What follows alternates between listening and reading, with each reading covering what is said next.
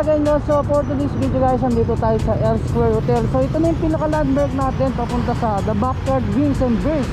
So yung pinaka location ng The Backyard Wings and Beers is nasa Block 2 Tarbeta, San Rafael, Tarlac City guys. So from here, nasa 2 to 3 minutes lang naman yung layo mula dito sa L Square. So yung way natin is papunta tayo ng San Miguel, Tarlac, yan, or Paluisita. So yung unang kanto na makikita natin dito sa kanan, papasukan natin. Check it. So ito guys, nakita nyo naman dito, yan, Tarbet. Welcome this way. So dun sa may Google Map guys, nasa pang siyam-siyang kanto dito sa left natin. So 2.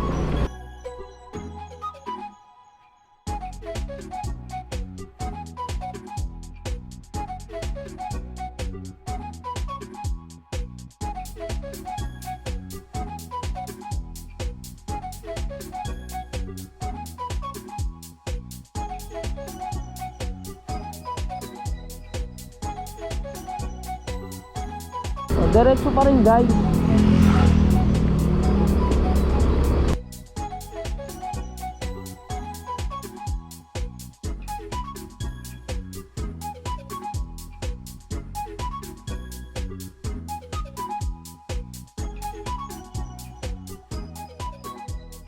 So ito na guys, mag-turn na tayo ng left dito.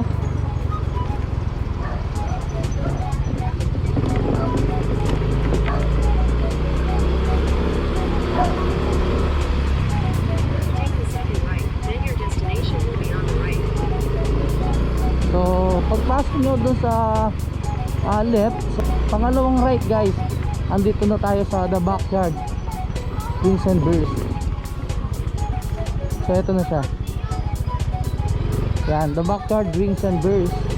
What's up there Lagaños? My name is Alvin Bautista of Exploring Tarlac. So for today's video guys, andito nga tayo sa The Backyard Wings and Beers dito sa San Rafael, Tarlac City. So medyo liblib yung lugar, pero kapag nandito kayo guys, siguradong marerelax kayo. Later guys, pag-usapan natin kung ano ba yung mga ino-offer ng The Backyard Wings and Beers. Samahan nyo akong i-explore itong pinaka backyard nila. Ayan, tara!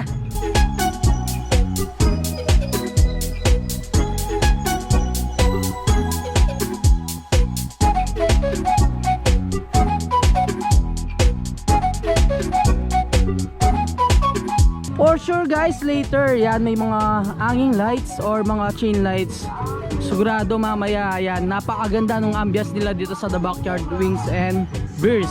And capacity nila nasa 80 to 90 packs yung ma-accommodate ng The Backyard Wings and Beers. Yan.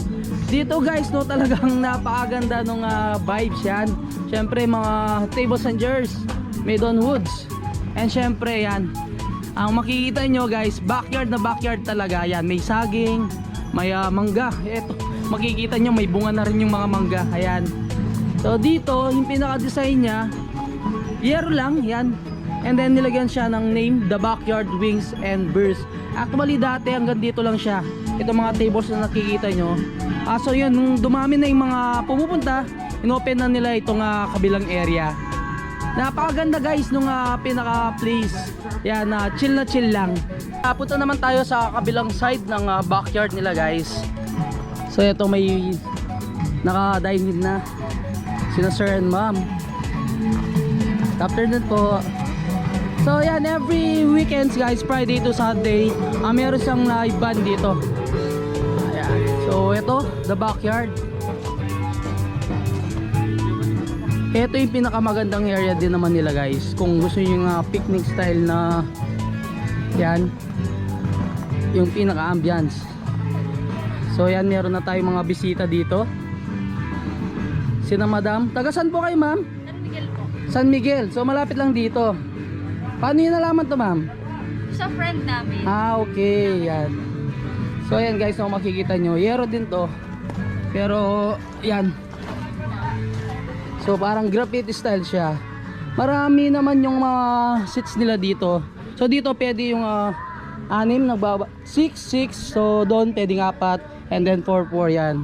So marami naman yung pwedeng ma-accommodate dito sa picnic style area nila.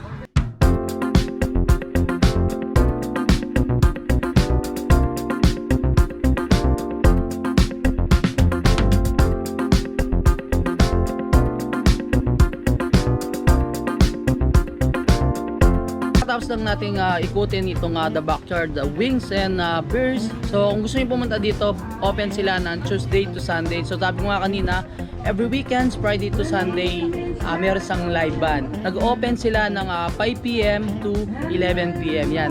Later guys, makikita na natin kung ano ba yung pinaka-ambiance ng the backyard. Later yan, pag-usapan natin kung ano ba yung mga ino-offer na foods ni the backyard wings and beers. Interviewin muna natin yung mga katarlagenyos natin dito. Yan. Kung gusto nyo mag-chill. Kamusta naman ma'am? Yung experience nyo dito sa the backyard wings and beers. Mas okay dito kaysa sa iba. Kasi dito nakakatagal ka ba yung mga iba kasi may init lang kasi. And then maganda yung ambiance.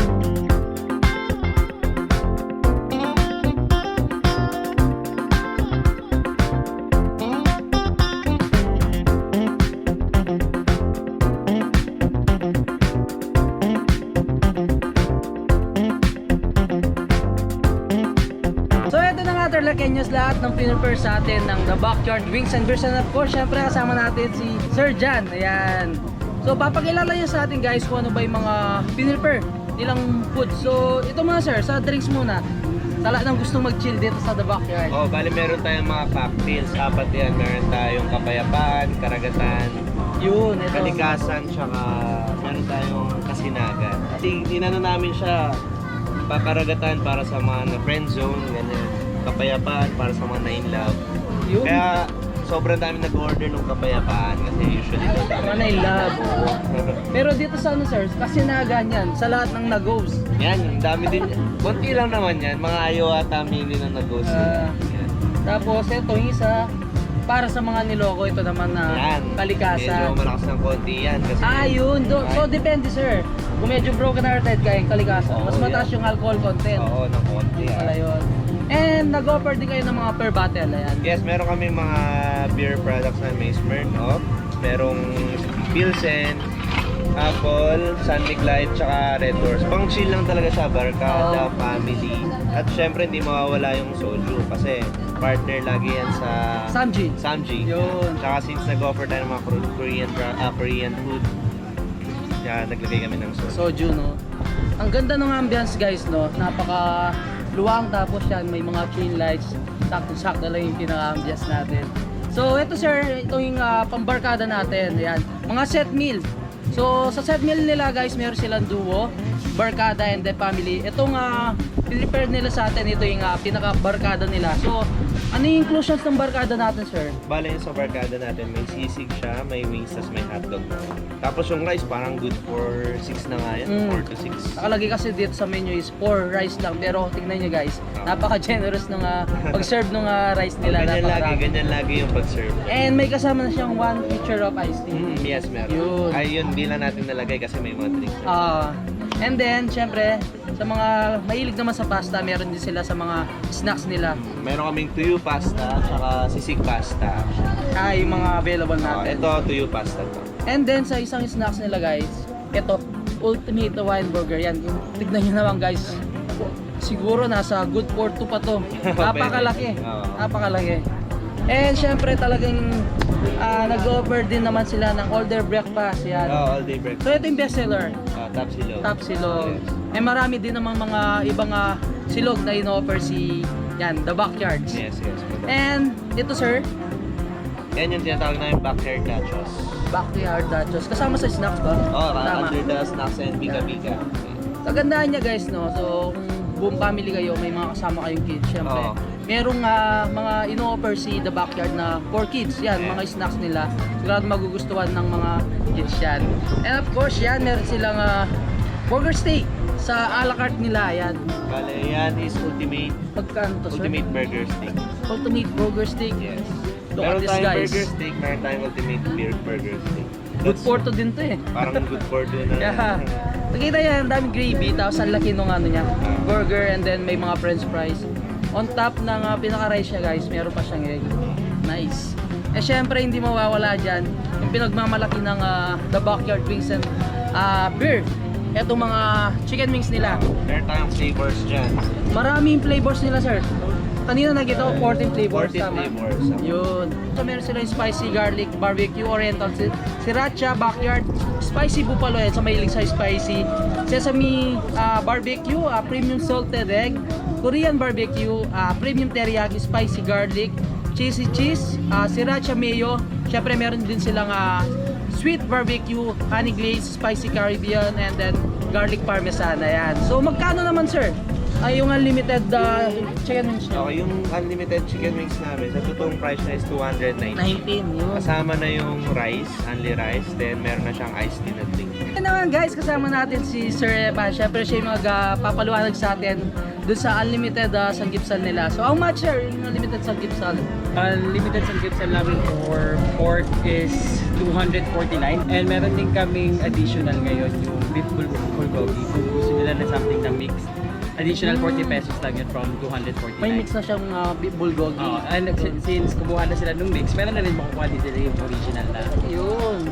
pork. Side dishes, actually nag-iiba-iba yan eh. Every Okay. day iba-iba yung sa side dish namin. Pero constant yan, of course yung kimchi natin, yung marble potato, Tofu. tofu. Macaroni salad. Iniiba-iba namin yung para hindi yun. sila magsawa. Kasi tendency is kapag pare-pareho yung mga yan, magsasawa yung mga tao. Kaya everyday, Nag-iiba siya. nag-iiba siya. Ang maganda yung meat guys. Hindi ganun hindi ganun kataba. Tikman na natin yung pinipare sa atin ng The Backyard Wings and Beers. Kimchi jjigae. Kimchi jjigae. Yeah, Yun. kimchi jjigae. Sarili naming version ng kimchi jjigae. So yan, kung medyo nakapag-chill na kayo, gusto nyong Pantanggal tama. pantanggal tama. Perfecto nga kimchi jjigae nila. Ayan. Titikman ko itong pinaka-top silog nila. Sa bestseller ng all-day breakfast ng The Backyard. Yan. And then pag-uusapan namin ni Sir Eman kung paano ba nag-start itong The Backyard.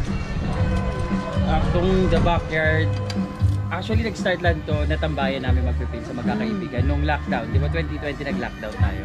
Ayun, since lockdown walang iba pwedeng gawin, ginawa namin siyang tambayan. Naglagay lang kami Bakante ng to. ilaw. Bakanting lote talaga to. Yun. Bakanting lote, walang laman talaga. Mga damo lang. Tapos, Lilinis. lilinis. Kami lang din mismo magpipinsan. Tapos, yun. Naglagay lang kami ng ilaw. Hanggang sa, ayun, naging tambayan na namin Tambayan na. gabi-gabi. Tapos, nung natapos yung lockdown, doon na nag-start yung nagkaroon ng idea na bakit Buksan hindi siya. natin gawin na kainan? Bakit hindi tayo mag-offer ng unli wings? Na pwedeng mag-chill. Pwedeng uminom, pwedeng Yan. kumain at the same time. Ang ganda nga nung naisip nila guys. So, hindi ganun kagastos yung setup. Pero ang ganda nung ambiance. Ito kasi mga nauso ngayon. Mga alfresco dining tapos open area. Syempre, kids friendly, pet friendly yung pinaka-area nila guys. So pwedeng buong barkada and buong pamilya. Pamilya. Yan. Actually, pamilya siya kabarkada talaga ang habol namin eh. Yung target nyo. Yun talaga ang mga tinatarget talaga namin barkada, pamilya. Kasi yung makikita nyo yung mga serving talaga is pangmaramihan. Parang to barkada. Talaga. Barkada meal. Ang sarap ng tapa. Pag sa top silog naman guys, una kong inaano dyan, kung malambot pa yung pinaka-meat. So ito, ang lambot niya. Ito, tinikman ko yung tuyo pasta namin. Yun, tuyo pasta. Actually, ewan ko, meron din kami ng sisig eh. Yung sisig pasta, pero pareho both seller namin yun sa sisig tsaka tuyo. So sa mga mahilig sa pasta guys, nag-offer din sila ng pasta. Okay. Siyempre may mga snacks talaga para sa mga kids. Mas masarap po sa sagrado sir kapag ganun. Bagong serve. Pag bagong serve yung... Talagang sizzling pa siya. And, Samahan natin ng and lahat ng pagkain namin dito, hindi namin niluluto in advance. fresh from the kitchen. Is kung may umorder lang tsaka doon siya palang Doon gagawin. yung Kaya luluto. siguradong bago talagang pagkaluto niya. Yung kagandahan doon. Sarap niya. Napaka-meaty. Cheers! Cheers sir, yan. Cheers. Yan, tikman natin. Hindi siya ganun kalakas. Hindi siya nga ganun kalakas. Nandun pa rin yung pinaka-flavor. Kung makikita nyo guys, overload yung Overloaded pinaka-nachos nachos. nila. Cheesy and then meaty yan. Kung makikita nyo sa pinaka-taas. So ito yung nila, ultimate burger. Burgers. Look guys, yan. to kahit kanina pa naka-serve. Ano pa siya, yan, juicy pa rin siya. Siyempre, titikman na natin itong mga Only Wings ng The Backyard Wings and Beers. So, yan sir. Kamay na natin, Oo. masarap kamay. Sabi nga na kanina ni sir, habang nag-shot kayo, so masarap ang pulutan itong mga chicken wings nila. Ang kaganda niya guys, no?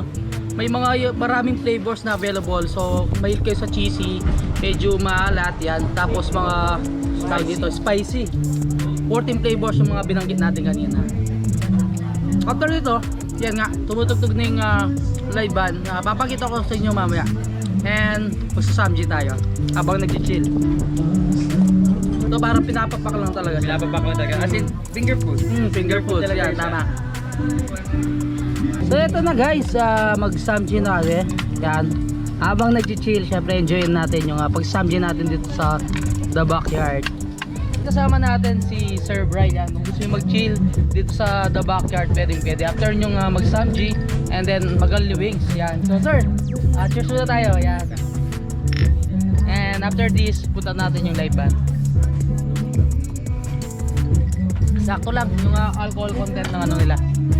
Tower. Yan. Check natin yung yung nagla-live band. Guys, medyo marami na yung mga tao dito sa The Backyard. Saktong-sakto lang yung sounds nila kasi yan, chill lang talaga.